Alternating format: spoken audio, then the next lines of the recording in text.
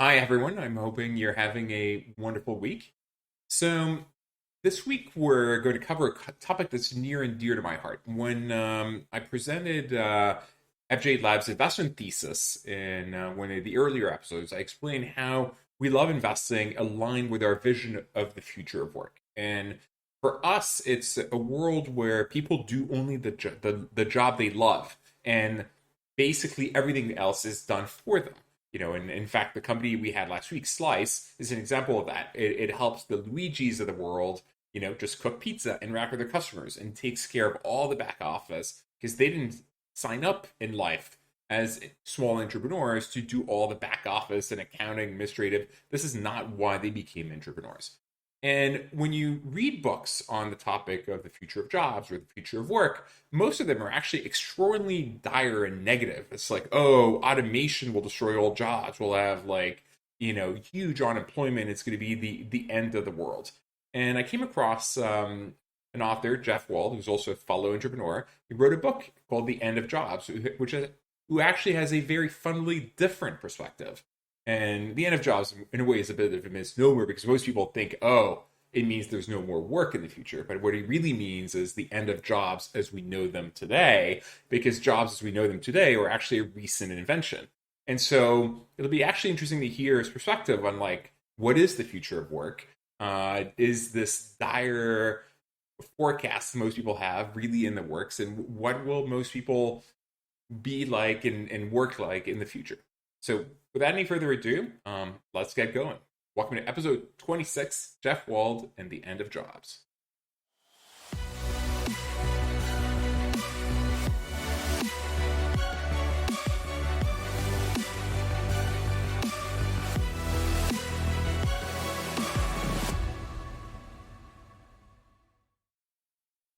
So, Jeff, thank you for joining us today. Great to see you again, Fabrice. Great to be here. So, how did you get going down this journey? Maybe talk about your entrepreneurial journey and how it basically you into becoming an author, which is not necessarily obvious. Most entrepreneurs don't then decide to go and write books. I think those of us that have written books, we tend to do it after we've had an exit and therefore have some time. And so it was the purchase of my company by ADP that gave me the space to finally finish this book. Fabrice, I started writing it because I would go as the founder of Work Market, which is the leading platform for companies to manage on-demand labor. I would go to these conferences and I would give talks or be on panels. And the number of people that would spout just ridiculousness was very frustrating to me. I'm very driven by data and evidence, and the things that I say are backed up by evidence. And so when I'd hear people just spout ridiculousness, I would get very frustrated and challenge them. And I thought, you know what? We need a different framework for thinking about the future of work. And what I try to set out in the book is let's look at the history of work. Let's look at the data and the data sets over time, and let's look at how companies actually engage workers. And if we're looking through those lenses, we have a higher probability of being correct about the future of work. And so, what were the typical nonsense things that were being spouted, and what's basically a summary of each of these different lenses that you want to take that you can take us through? Well, the first ridiculousness was that 50% of the workforce is going to be on-demand labor by 2020. And when I founded Work Market, that was a great statistic, right? We were helping to push that transformation, but that statistic never had a chance of coming true. Because when you look at history, when you look at the data trends, and when you think about how companies actually engage workers, they're not going to suddenly shift all their workforce to on-demand labor. It's not going to happen. And so what was funny to me is that people made this prediction from 2010, 2011, 12, 13. And then as you get into 18 and 19, you stopped hearing it. And then as you get into 20, and the on-demand labor force had grown maybe 3% over that period of time, you started hearing people saying, oh, well, by 2030, and that's the new prediction now, 2030, the world of work, 50% will be on-demand labor. Wasn't true in 2010 about 2020. It is definitively not true in 2021 about 2030. And we can talk for hours about why that is. But the other thing that I find very frustrating is something you highlighted right at the beginning, which is a lot of people going, oh my God, all the jobs are going to go. We have this new technological change. And this is where we can kind of jump into our first lesson from history, which is we've been here before. We've had what we call industrial revolutions. these huge step functions of technological change that fundamentally alter that supply and demand balance between workers because a new technology comes on stream that massively increases productivity and drives even more power to companies. And companies, workers, and societies have to adapt. And there are always people in that adaptation phase that say, oh my God, all the jobs are going to go. And they are always wrong. Always. And so I have no reason to believe they're going to be correct this time. And the data certainly is starting to tell us that they will not be correct. Yeah, the example I typically give is let's go back. Let's compare a 20-year time cycle. Let's go back. Let's compare 1999 to 2019. I mean, 2020 is a bit of an outlier because of COVID. And so in 1999, if I go to people there and I tell them, in 2019, the top four job categories will have been decimated. We want to have nearly as many bank tellers. You want to have nearly, and by the way, even that statistic, as you point out in the book, is not quite true. You want to have travel agents. 500 billion of commerce will have gone from retail, local, will have gone online, and all of car manufacturing will have been automated. Please now describe the economic conditions and the unemployment in 2019. And people would tell you, oh my God, the Great Depression, 25% unemployment rate. Whereas in fact, we had the lowest unemployment we'd had in like 50 years, full employment. And, where do you think that stems from? That the fact that people have that fear? Well, there was a great quote in The Economist, and The Economist and the World Economic Forum, I think, are two of the most sober views on the future of work. And they had this great quote, which is that we tend to romanticize how work used to be. We tend to complain about how work is, and we tend to be very fearful about how work is going to become, even though there are three almost uninterrupted trends in the world of work. Almost uninterrupted for over 200 years. Every single year, we create more jobs, people work fewer hours, and they have a higher standard of living. Almost uninterrupted. But that doesn't change the way humans react. And they see something and say, oh my gosh, what's going to happen? And it's the fear of the unknown. And so when you think about these industrial revolutions, when you break them down, they generally go through three phases. And that first phase is always the freak out phase, where people say, oh my God, all the jobs are going to go. I don't know what the future holds and society is going to crumble. And then you move into the phase that people really should be concerned about, which is the phase of economic and social dislocation, because there are a lot of jobs lost and there are a lot of communities that really get hurt. There are a lot of job functions, to your point, that go away. But then we move into that final phase of adaptation where you see more jobs being created, higher standards of living, people working fewer hours. And what concerns me is that people overreact to the false fear of, oh my God, all the jobs are going to go. And they don't react appropriately as individuals, as companies, as societies to the very real challenge of that economic and social dislocation for the 10 to 15% of jobs that do go and the workers that we need to retrain to move into the jobs that are going to grow. That is the big challenge in this fourth industrial revolution. Yeah.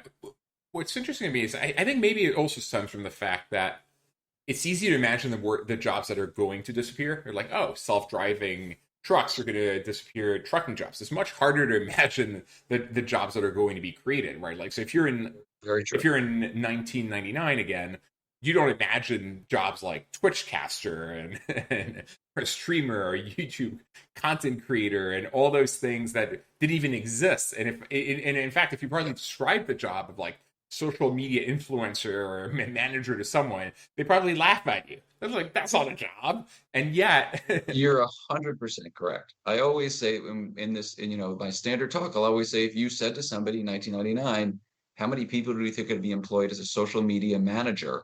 They would say to you, what the hell is that?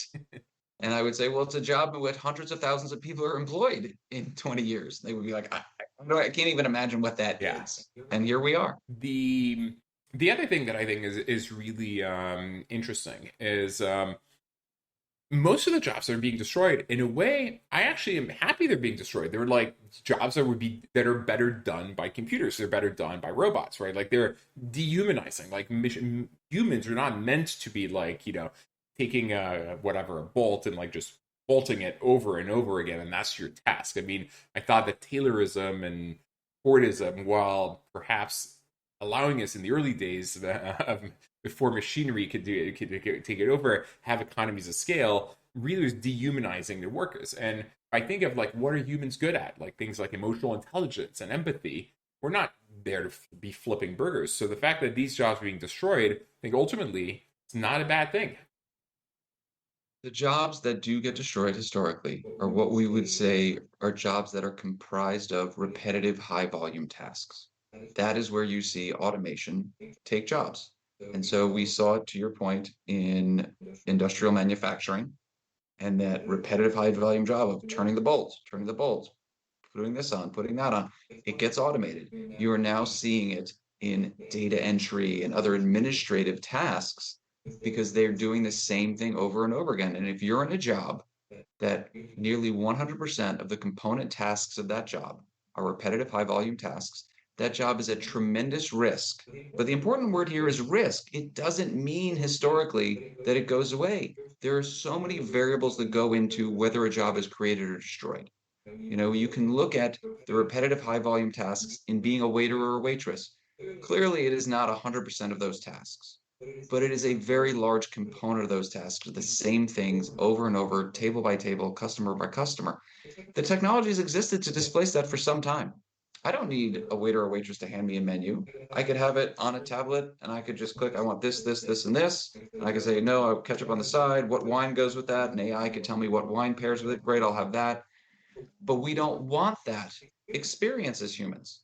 So just because we have these repetitive high volume tasks as a high percentage of the task doesn't mean the job goes away. And that's an important point around the complexity that goes into labor resource planning.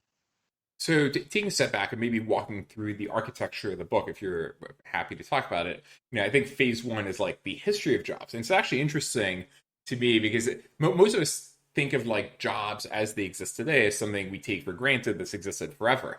But frankly, as you point out, I think until like frankly 200 years ago, most Yep. humans were farmers in the field, working day and night. Our job was like trying to survive, and jobs as they exist didn't really exist. I mean, It's very true. This is a very new notion. You can think of people prior to that having a lot of their own agency. Look, in some cases, obviously, no agency, there were serfs and all kinds of terrible things. But as a farmer, you are an entrepreneur. yeah, As a blacksmith, as a tradesperson, you're an entrepreneur. That's in our DNA as humanity when you stretch back thousands and thousands of years. This notion of I'm going to go to a centralized location to work for somebody else, that is very, very new in the human experience. And it is something that is unwinding now as we move towards a more entrepreneurial, creator economy and a host of other things. But it will unwind slowly and it will only unwind for some sectors of the economy. It is not this huge change that's suddenly going to wipe away jobs. The 9 to 5, one boss, one manager job is going to end. And that is the point of the title of the book. But that doesn't mean that we're all going to be creators, right? There's of always course. that balance and a very slow movement. The It's actually funny that the definition of job that came right before the current definition was basically a bank robbery, or a robbery in general, which I thought was amusing. But it's interesting because, to your point, we were all entrepreneurs, and we're kind of all, in a way, or many are becoming again entrepreneurs again with this new on-demand economy of sorts. And I think the vision as you articulated, and maybe correct me if I'm wrong, is not that it's going to be on-demand jobs per se, but companies are becoming more agile, and the tool that, and you might be selling your services to multiple people, etc. I mean, what is actually your vision of the future of jobs? What do you think of work? What does it look like 20 years from now? And has COVID changed that perspective? So, so COVID has sped up a number of things, but and here's I hope a point that I'm emphasizing to your listeners here is that we need to look at the data. And with COVID, to your point about 2020 being such an anomalous year, it's anomalous and 2021 isn't much better. We've had huge movements of curves. We need everything to steady out. There's a fundamental question right now in the office worker category of will people come back to the office 2 days a week or three? That's a seemingly simple question, right? The difference between 2 and 3 days is tremendous.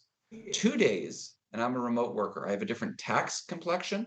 I have a different commuting complexion. I have a different infrastructure in the office complexion because at 2 days a week, I'm a hot desker or a hotel desker. 3 days a week, Now I'm more than 50% of the time, I have tax nexus in that location. And that location is probably going to provide more infrastructure to me, like my own desk. The difference between that 2 and 3 days and where we settle is huge for office space, for commuting patterns, traffic patterns, for central business districts. And we don't even know where we're going to settle there. So we need to be very mindful of where this data is going to play out as we, God willing, in the very near term, return to normal. So that is kind of the first thing is we just don't know a lot. That said, the broad patterns we can definitely gain comfort and high probability in 2040, kind of the 20-year outlook. A lot of the jobs requiring repetitive high volume processes will be automated. We'll have 10 to 15% of job loss in the United States, and in the United States being a very good proxy for the rest of the OECD or developed countries around the world. And we will have more jobs in total in the economy where we have a higher standard of living. We'll have people working fewer hours. Those are trends we can gain a lot of comfort in because of history. We can gain comfort that the on-demand economy is continued to grow, ultimately 28% of the labor force today to probably somewhere in the low 30s. We can gain comfort that the remote workforce will go from 3% post-pandemic to somewhere in the 8% range post-pandemic and going to the future. But importantly, the flexible part of the workforce will go from somewhere around 8% pre-pandemic to about 33% of the labor force. Those are things that we have a lot of comfort in, but it's important to note labor statistics historically move very slowly, very methodically, are often driven by technological change. So we're in that period now. But more importantly, they're driven by demographics. And so the biggest question for me when I think about the labor force in 20 years are what are the birth rates in the United States? What are the immigration policies in the United States? And what do those look like? Because that will define what size of labor force and componentry of labor force we have. Well, I mean, by the way, it's not statistically significant, but what we're doing is we have a maybe half of the office is coming in 3 days a week or more, and so they have permanent desks, and half that are on a hot desk policy. So it's a kind of a hybrid where we're partially clean desk policy and hot desk, and partially dedicated desks. But the majority of the desks are on the hot desk system. That hybrid workforce will be the kind of word of choice over the next 2 years. Yeah. So people are going to say, oh, we have some people doing this, some people doing that. And that is the right approach, right? This whole notion of painting everything with a broad brush and, oh, this technology means we need to change. Maybe, but what does it mean for your industry? What does it mean for your company? What does it mean for people in different job functions? And that becomes an important thing to study and understand, not just say, oh, well, this is happening, therefore we have to do that. That's a terrible way to do any kind of planning. Charles, one of your viewers, asking, will people continue to be in companies for the long term, or will everyone or more people move to gig style? So look here, let's start with some data, Charles, right? First, let's start with the data that the on-demand economy, the gig economy, so this is freelancers and temps, just to be very clear about our definitions. It was somewhere around 25% of the labor force about 10 years ago, and it had been around that level for 30, 40 years, very long time. Over that 10-year period, as we saw VMS and FMS technology, the ability to manage that part of your workforce grow. Over that period of time, as we saw more companies try to be more agile, we saw a 3% share shift, meaning the on-demand labor market took share from the full-time labor market. Now, look, that's a pretty big shift, but that's 0.3% a year, not the, oh my God, it's going to get to 50% in the next 10 years. Not even close. I would say we've played a lot of those trends out in corporate America. I think a lot of work streams that could go on demand have, and I think you're not going to see that much more movement, but you'll see continued slow and steady movement. Maybe instead of 0.3 a year, we'll see 0.15 to 0.2, like still growth, still growth. Maybe there's another The, implied question there, which is please. the tenure of people in normal jobs, so not the gig jobs, but it seems to be declining. People seem to be getting more and more jobs over time. Is that a long term trend? Do you think that's going to continue? It is a long-term trend. So But again, the historic context here is super important. The Bureau of Labor Statistics started tracking in 1960 what is the average amount of time a person spends in a job. And in 1960, it was 5 years. People have this notion that in 1960, the height of the lifetime employment model, that people stayed at companies for 30, 40 years. Did some people do it for reason? Of course. Did some companies have the defined benefit pension plan and all of those things? Of course they did. But to pretend that that was the reality for most workers in the United States of America, there's just no data to back up that point of view because the average worker was more mobile than we thought. Again, we tend to romanticize the past, right? Oh, it used to be so much better. No, it really wasn't.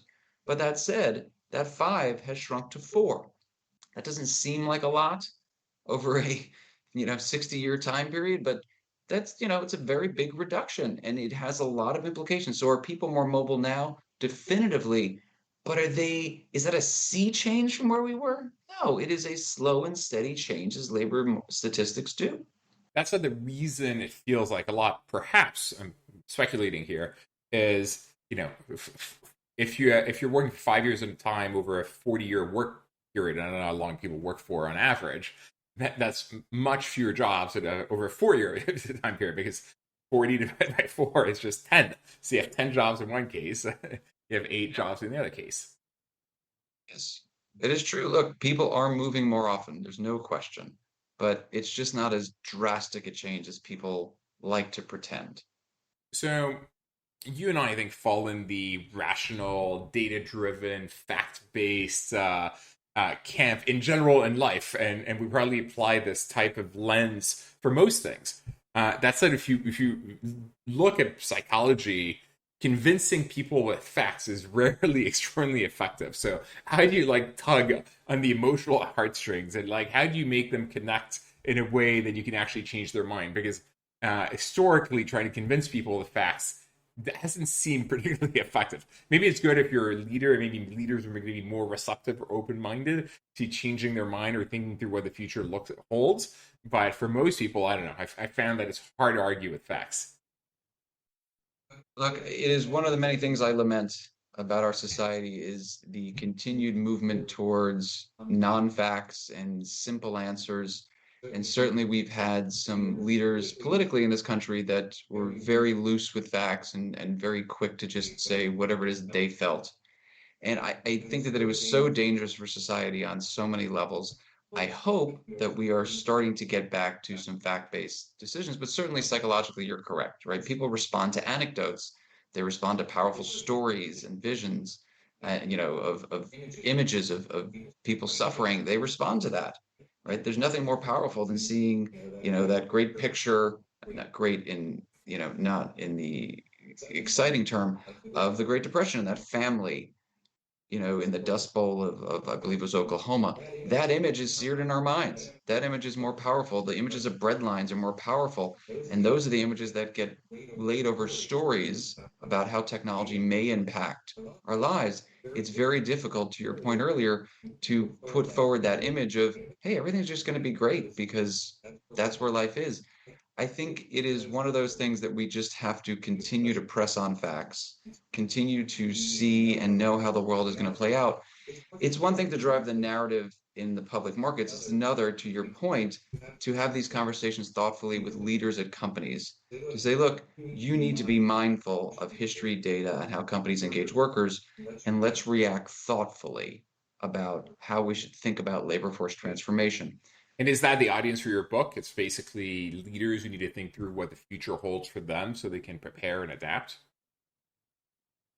So the short answer is, everybody, the audience for the book is everybody that wants to think about the future of work, but I hope that it influences those that are really in the positions to think about how they want to transform their labor forces.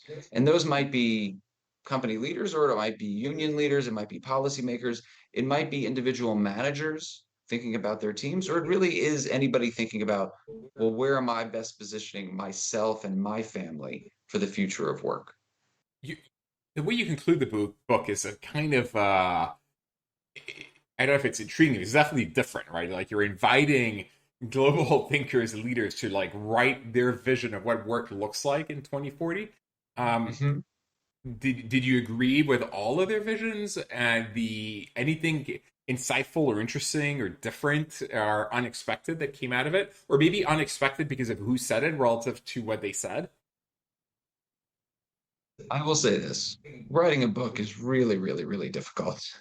And the idea of using a little Tom Sawyer method here of getting some other people to write about half of it was, I would love to say it was my stroke of genius, but it was not. It was a friend of mine who said, "Oh, why don't you get some of these people that you've interviewed for the book to write their vision of the world of work in 2040?" I was like, well, that is just a really good idea. I'm going to do that immediately. And so look, I love each one of their pieces. I think they were incredibly thoughtful. I love the ways in which they wrote them. Some people wrote letters to their grandkids. Some people wrote them as short stories, imagining the life of a person in 2040. Some people were very optimistic about the world of work is going. Some were very pessimistic. So I think the one that has the least chance of coming true, I hope, was the one by our friend Andy Stern. For those that don't know who Andy is, Andy ran the largest labor union in the United States, the Service Employees International Union. And he's got a very dystopian view of the world that is driven obviously by his worldview of companies taking advantage of workers at every point that they can. And I just don't believe that that is what's going to happen. And I not only don't believe it, I obviously hope very much that that's not what happens. I, But that is the one that was probably not surprising, giving Andy's worldview. I think people end up being colored by the job they do. Someone told me one of their friends was a police investigator who was looking into minor abduction, and so of course this entire world was this is what happens in the world, and so super conservative, overprotective of his children because from his perspective those were commonplace. If you took a step back and you look at the data and it's like 1 in a million or whatever it is, it's actually extraordinarily rare. But if it is the life you live in on a day in, day out basis, you're like, wow, the world is a dangerous, scary place. And I think if you've been a union leader over the last 40 years, I'm sure that your perspective is skewed or by that. You're 100% correct. Look, just last night, I was on a date last night and I said, "Oh, let's walk this way." She said, "Oh, we can't walk through Times Square. We'll get shot." I was like, "Are you referring to the fact that a person was shot there like 2 months ago?" She's like, "Yeah, did you read that story?" I was like, "But I mean, but to our point earlier, right? That was the narrative. That was the story she heard. The data on the fact that that is an incredibly, incredibly, incredibly rare occurrence was irrelevant. It was the story of something that happened a little bit ago was so ingrained in her mind that she couldn't imagine walking through Times Square. So we took the long way around. Perhaps better for Is the what it date was. anyway. Though that might be a signal of lack of compatibility otherwise. Anything we Yeah, I think it was reason number 72 on that date that we should not have been on a date at all, and there will be no second date. But be that as it may. I hope she's not watching this because I haven't told her there'll be no second date, but I I doubt think it. we're gonna be okay. My audience is mostly entrepreneurs and aspiring entrepreneurs and VCs. Um, Uh, anything we didn't cover about the book or that should be said? Look, I want to make sure that people think about a few things. One, all of which I think we've touched on, but I'll just summarize, right? One is you need to be thoughtful, look at data, look at evidence, look at history, because history, obviously tends to rhyme. You need to not paint everything with a broad brush. You need to think about your industry, your company, the functions that you have, and you need to be wary of simple answers because people have this statement of, "Oh, this new tech exists, therefore this job's going to go," and that it almost is never the case. And so just be mindful, be thoughtful, and be introspective and use the evidence available to you. And I think you'll be able to craft your own vision of what the world of work may look like. Do you read No Opinion? I NOAH do not. opinion. No, it's a No. blog on written by an economist on basically his case of optimism for the future, and it's very thoughtful and well articulated, and actually pretty nuanced of like things that are going well, things that are not going well, and like answering and very detailed. So what's next for you? I, Are you a writer now? Are you gonna go back and be a tech entrepreneur? Is it gonna be in in the labor in the work related space, or Well, look, I am going to focus, per your thesis, on doing the jobs that I love. And one of the jobs that I love is being an entrepreneur. So I think I've got one more ride in me. I think I've got one more company. And so I love the team at ADP and love my time there. But my lockup period ended a couple months ago. So I am now writing out a non-compete, which is such a gift to be able to do. And I always recognize how fortunate I am to be able to sit and ideate on my next business plan. And so right now I'm in business plan writing mode, which will take me probably another 6 months. And then it will coincide with the end of my non-compete, and I will jump back into the world of work. business plan? You write a business plan post you have an idea, so I guess you already have an idea, or it's your Well, I've got process for four coming different up with business an idea. plans. So I will tell you this, even when I was running Work Market, I had some business plans going, Okay. right? It's one of those outlets that, I'm going this way and I'm going this way and going this way. And every now and again, I like to turn and just Yeah. work on something different, have that context shift, and then I have a different mindset when I come back to the main problem at hand, which was building and scaling Work Market. So right now I've got four business plans, and what I do for Reese is I'm just always in that process of writing them. They're in various stages of development, and I'm always in the process of sharing those business plans with people that know more than I do or have a different perspective than I do on that problem, and I want them challenging it. And in doing that, two things are going to happen for me. Again, over months and hundreds of conversations, two important things are going to happen. One is I'm going to start getting a better sense of the probability of success. And as you know better than almost anybody, the probability of success in our world is very low to begin Absolutely. with. And so if I feel like I can get it up to like the 20s, maybe, that's mind blowing to me. That's number one. Number two is I'm going to see in defending the idea, in iterating on the idea, how passionate I am about it. And if those two things start to align, a high probability of success, and I'm still jazzed about it, that's where we're going to go in early 22. That process is actually not too dissimilar to what we do at FJ Labs. Twice a year, even though we all have day jobs, either as EIRs, running a company, or investing, or whatever, we all come together and we need to pitch ideas. What doesn't exist in the world that should exist? And we come up with 100 ideas a pop, which is like 200 ideas a year, 200 to 300 ideas a year. And then we go through them and we keep thinking through and then evaluating them. And if for some of the EIRs, if they resonate, if they're like, wow, like this is something that really connects at an emotional level, that is something I want to dedicate the next 5, 10 years of my life to, then we pull the trigger after we also validate that the probability of success is not zero, or actually as high as can be. We think probably it is higher than it really is, and we pull the trigger. So I love that process, It's great. and all of us participate, which is really really fun. Look, that is such a great process because ideas are designed to be attacked. We should all have ideas. We should put them up on the board and we should challenge them. We should find the flaw. People too often, especially outside of a business context, don't view them as ideas, they view them as beliefs. And it's not the belief that's being attacked, it's me as an Mm. individual. No, no, no, I'm not attacking you. I want to just iterate and find the flaw in that idea because no idea is perfect. Every business plan is a living, breathing document that has to iterate. And if we all took that approach, not just in our entrepreneurial ventures, but in a lot of other parts of our life, I would argue we'd be in a little bit better place as a society. Totally. I mean, I apply the exact same principles to my personal life than I do to my professional life, both in terms of iterating, A/B testing, figuring out how it works, and like throwing a lot of like spaghetti in the wall to see what sticks. And most people, I think, go down a path and actually don't question that path until perhaps it's too late.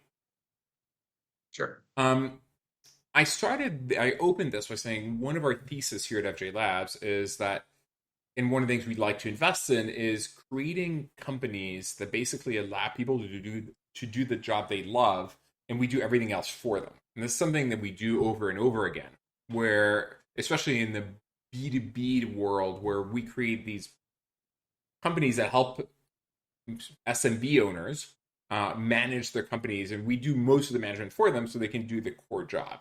What do you think of that thesis? That in the future, you will only do the job you love. Kind of everything else will be done for you, either by a company or it'll be outsourced or whatever. So I think it plays very well into a lot of very powerful trends that are going on in the world of work, right? And it goes back to this core thesis from the history of work, which is repetitive high volume tasks get automated. And they get automated and allows us to focus on the more core tasks that involve more empathy, more creativity, more design, more human interaction. And so there is a vision of the world of work called the Rosie Jetson scenario.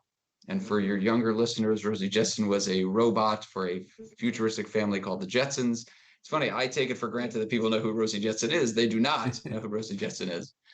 And Rosie Jetson took all the things off the family's plate, right? They didn't need to worry about anything, the cooking, the cleaning, a lot of things that happened that are those repetitive tasks that are mundane tasks. And it allows people in this Rosie Jetson scenario that gets envisioned to focus on leisure and love and writing and all the things that make our souls sing. And that's a little mushy, but that's the Rosie Jetson scenario. I don't believe the Rosie Jetson scenario is realistic over the next 20 years. And that's just the state of robotics and a host of other things as they come for a consumer standpoint. But it is a lovely vision for the future of humanity that all the mundane tasks, things we don't want to do, are done for us in an outsourced way, in an automated way, by software, by robotics. Great. That's a wonderful place for society to be, depending on what society does with it. Have you And hopefully we do wonderful Uh, things. absolutely. Technology is amoral per se. It's humans that can use it for good or for bad. Um, the have you looked at like the top labor marketplaces that are emerging, like things like WorkRise? It used to be called RigUp, which is now like billions in GMV, or Trusted Health in the labor in the nursing world. What do you think of these companies? And is that also another trend of I think they're great. verticalization, or There's a lot of great vertical marketplaces out there. I will tell you candidly, one of the things that we did wrong at Work Market. Look, we had a great outcome. I have no complaints. Our investors are happy. ADP is very happy with the product.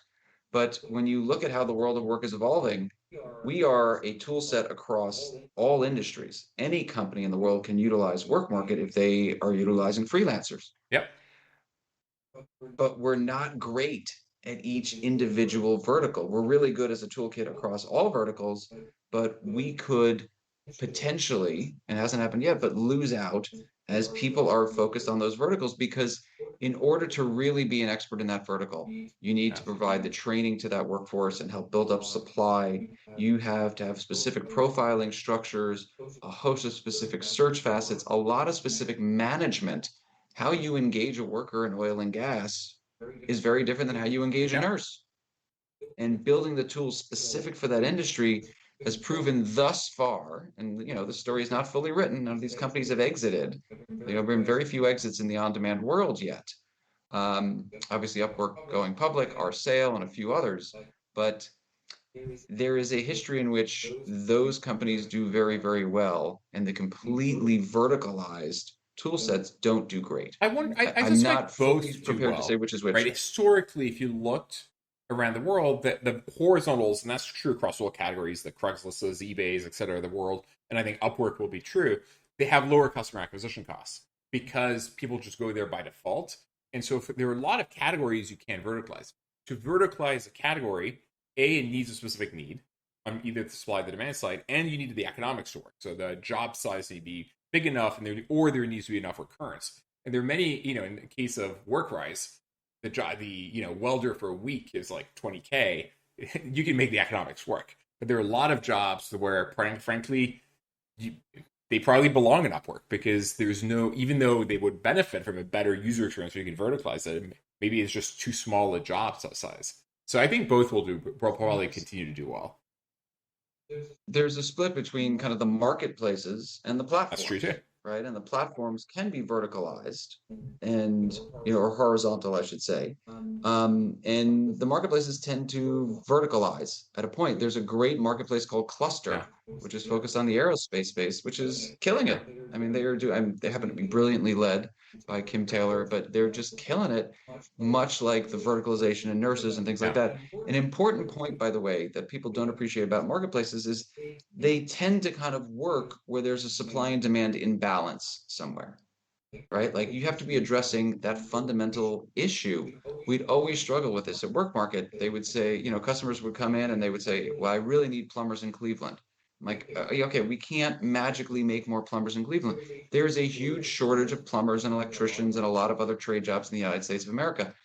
Some marketplace isn't going to magically solve them unless they're very specifically verticalized and they can provide training to take somebody from this level up to the level which they can be engaged and therefore help that supply and demand One imbalance. of the new trends we're seeing in our labor marketplaces is back in the day, you go to Upwork, you say, "Hey, I need this," and then hundreds of people apply, and then you have to go and filter through them. And the new trend we're Right. seeing is the marketplace picks the worker for you. And originally, people thought, "Oh, you can do that for Uber because they're interchangeable, the drivers."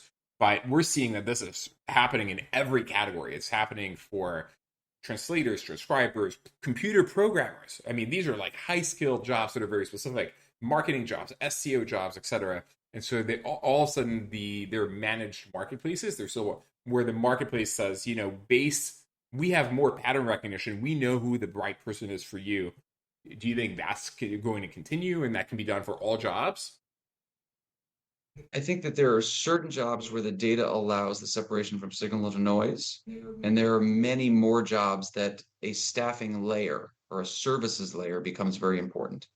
So we've seen a lot of these different models, right? In the VMS world, which is not something a lot of people understand. The vendor management systems, the biggest company there is called Fieldglass. It was bought by SAP for $1.4 billion, I don't know, 7 years ago. A company called IQ Navigator Beeline. These companies manage hundreds of billions in spend, right? Upwork's amazing, but it's, a couple billion in spend. Work Market does $1 billion in Yeah. spend. Like it's a lot, but it's not hundreds of billions. And that industry has evolved where there is a service layer called MSPs. All the big staffing firms have MSPs that help you to manage that software to get all of the temps you need. Could data do it? Maybe over time. But the way that industry has evolved, which is dwarfs the size of everything else we've been talking about, is with that service layer on I top of see. it, because there's not enough data yet to separate signal from noise to know these are the right 1,000 temps for Walmart in their distribution center in Arkansas. Have you been keeping an eye on the creator economy? Because in a way, it falls in the future of work as well, right? Like if you're a Twitch caster or a streamer, that's your job, right? Like if you're in Cameo, that's your job. So I don't know if you've put a lot of thought in terms of like the creator consumer divide and the future of the creator economy. The short answer is I have not studied Right. it as well as I've studied other things. Am I aware of it? Of course. To me, I think you're seeing, as you see within a lot of services industries or even in entertainment, there are a lot of people that want to do it, and there are only very, very few that can actually make a living on it. Yeah. Somebody told me the other day, if you added up every single person that's ever played professional baseball, it's like 30,000 people over the course of the history of the game. That doesn't even fill a stadium. Doesn't even fill a stadium. And that's it. That is the total number of people that have played this game for 100 years professionally. That's crazy, right? But that is the data. And so Oh yeah. somebody that wants to Definitely go tell your down that kids not to road, become I would just professional say, athletes. The odds are not in their favor. and they're not in their favor. And yet people go down that road, and I understand why they do it. It's the allure of it and all these other things. I think there's a danger to the kind of celebrity worship that we do in a number of things because it's not statistically driven. Everybody can't be that person by definition. They're that person because they have some exceptional talent or take on things or skill or luck. But once the slots are taken, it's something I'm concerned about, but I wouldn't pretend to understand enough about yet. Is there do you think you can use the data and the perspective you have to think through what the work looks like, not in 2040, so not 20 years down the line, but maybe 50 years down the line or 100 years down the line? Do you have any general predictions in these types of timeframes? That is a great question. I will tell you, I've not really thought about that. I've never been asked that. So well done. I can't take Um, credit, so it's Charles, one of our viewers. okay. I will tell you this. It is really, really difficult to make long-term predictions in the world of work. It's difficult to make long-term predictions in anything, quite frankly. But I hope I've expressed enough that these things are incredibly complex. There are a lot of variables in this equation. And so making predictions even 20 years out is super difficult. But that said, I'm not going to skirt the question. I will say our uninterrupted trends, almost uninterrupted, I should say, over the last 200 years, I don't see any reason to think that those are going to change drastically. We will have more jobs in the world. It will rise to meet the population growth and economic growth around the world. We will work fewer hours. You look back in history, people used to work, Paris, to your point, as farmers and people providing for themselves, about 3,500 hours a year. And that slowly moved about 3,000 hours during the first industrial revolution down to what we think of as the standard work hour now, which is 2,000 hours, but actually it's 1,780 in the United States. It's about 1,500 in Germany and France. And we will continue to move that down and we will have a higher standard of living. Jobs, fewer hours, and higher standard of living. That I'm completely comfortable predicting 50 and 100 years out. And those are very good things for society as a whole. But last point on that, you always have to be mindful of those that are going to be left behind because that period of economic and social dislocation, that second phase of industrial revolutions we talked about before, if done poorly, and if we don't look out for those workers, historically, those are times of revolution. Those are times of tremendous economic and social dislocation. So we need to be So mindful. what should we do? And are there countries that do this well? There are certainly different models. We have a very Anglo-Saxon model of capitalism here that is very different than the Rhineland model of capitalism in Germany, which is much more stakeholder driven, right? And there are changes going on right now in the United States. We had the Business Roundtable of the 200 CEOs of the 200 largest companies in America a year and a half ago declare we're going to be more focused on stakeholder capitalism. Okay. We have a revolution underway from a D&I standpoint in terms of a more diverse points of view on boards of directors and in management suites. Those are all wonderful things. But where it plays out, there's a balance and there are trade-offs, as with all things. We can have a less red in the claw and tooth form of capitalism, but would we get the kind of innovations that we have enjoyed? Would we have an mRNA? Would messenger RNA as a delivery mechanism been developed for all these vaccines that have now, again, hopefully returned us to normalcy here in the United States, at least? Would that have been developed if Moderna did not have the profit motive? And by the way, get a huge grant from DARPA to do this? I don't know. Is that a better society, a worse society? I wouldn't pretend to have the answers, but if you want to have the conversation of a different form of capitalism, be aware of its trade-offs and what you get. Cool. Anything else we didn't cover that we should cover or talk about? Oh, I mean, nothing that comes to mind for me, but I'm always happy to debate and discuss things as long as we use data and evidence and we can discuss and debate each other's ideas. I will debate and discuss anything I within take it time. you're a fan of C. Thinker. I am. Yeah. Okay. Well, I think that's it for the show. Thank you for joining us, Jeff, and thank you everyone for watching. Thank you.